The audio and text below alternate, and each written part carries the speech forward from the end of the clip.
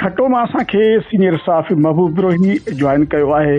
पाण ॻाल्हि ॿोल कंदासीं ख़ासि तौर ते नूर मोहम्मद उर्फ़ नूरू मल्लाह जंहिंजो क़त्ल थियो आहे ऐं उनजे वारसनि जो जेको इल्ज़ाम आहे त पुलिस ठटो पुलिस उनखे मारियो आहे, उनखे क़त्ल कयो आहे ऐं माण्हुनि नंढड़नि ॿारनि औरतुनि समेत ततल रोड ते जेको एहतजाज कयो वियो हो।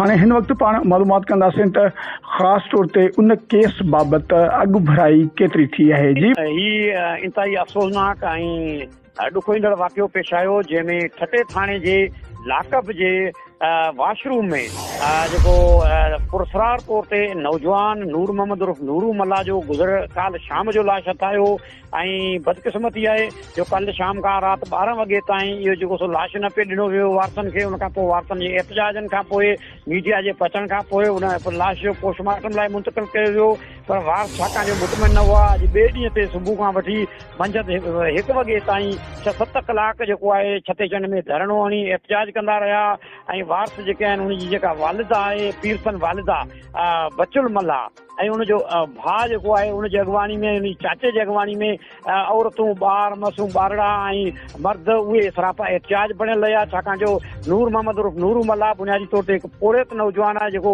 छतेचंद जो रहवासी आहे। हिन जी जेकॾहिं पसमंद जी ॻाल्हि करियूं त हिन पंहिंजी घरवारी सां 2 ॾींहं अॻु में को हुनजो झगड़ो थियो हो जंहिंमें संदसि घरवारी ज़ख़्मी थी पई हुई, उनखे इस्पताल मुंतक़िल कयो वियो ऐं पुलिस पारां घुर करण ते ही पाण पुलिस वटि अपेयर थियो हो ऐं पुलिस वटि ई मौजूदु हो, पुलिस हिरासत में ई हो। उनजे ख़िलाफ़ अलबत्ते संदसि घरवारी जी जेका आहे भाइरनि शिकायत कई हुई, पर उनजी FIR बाज़ाब्ता तौर ते दाख़िल न हुई। ईअं चइजे त पुलिस जे हिरासत में जेको आहे हीउ रांगफुल कंफाइनमेंट नाक बंद में 2 ॾींहंनि खां वठी हो, उनजी न गिरफ़्तारी ज़ाहिर कई वई हुई न ॿियो। उन खां पोइ हुनजो पुरसरा नमूने मौत थियो। पुलिस जे तरफ़ां जेको ॼाणायो वियो आहे हिन वक़्त ताईं पुलिस उन ॻाल्हि ते बीठी आहे त हुन ख़ुदकशी कई आहे, आपघात कई आहे। वारसनि जो चवणु आहे त हुन पुलिस मुखालिफ़नि जे चवण ते हुनखे तशदुद करे बेदर्दी सां मारियो आहे। उन खां पोइ इन क़िस्म जो ड्रामो रचायो आहे।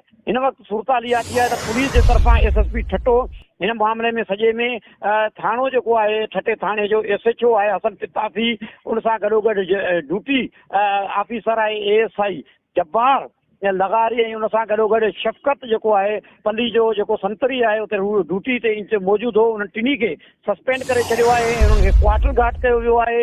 अलबत्ते उन्हनि जे ख़िलाफ़ अञा ताईं को केस वग़ैरह दाख़िल न थी सघियो आहे, छाकाणि जो पोस्टमार्टम रिपोर्ट जो बि इंतज़ारु आहे ऐं वारसनि खे ख़ातिरी कराई वई हुई। MP रियाज़ शाह शिराज़ी उते पहुतो हो ऐं SSP सां ॻाल्हि ॿोल कई हुई। उन खां पोइ ख़ातिरी कराई वई हुई त उन्हनि जे मर्ज़ी सां FIR शाम ताईं दाख़िल कई वेंदी, पर वारस जेके आहिनि हाणे थोरी देरि में ॿुधायो वियो आहे त थोरी देरि में उहे थाणे ते पहुचंदा। उन खां पोइ बाज़ाब्ता तौरु FIR दाख़िल थींदी। FIR कहिड़े क़िस्म जी दाख़िल थींदी उहो बाद में ॾिसणो आहे। हिन वक़्त ताईं हतमी रिपोर्ट जेका आहे पोस्टमार्टम जी उहा जारी न थी सघी आहे। इन करे हिन मामले जी घण रुखी जांच जी ज़रूरत आहे त जीअं हक़ीक़तूं ऐं मामला साम्हूं अची सघनि। जी वॾी महिरबानी महबूब बिरोही, अवां ठटे मां नूर मोहम्मद उर्फ़ नूरू मल्लाह जे क़त्ल केस बाबति अपडेट ॾिनी।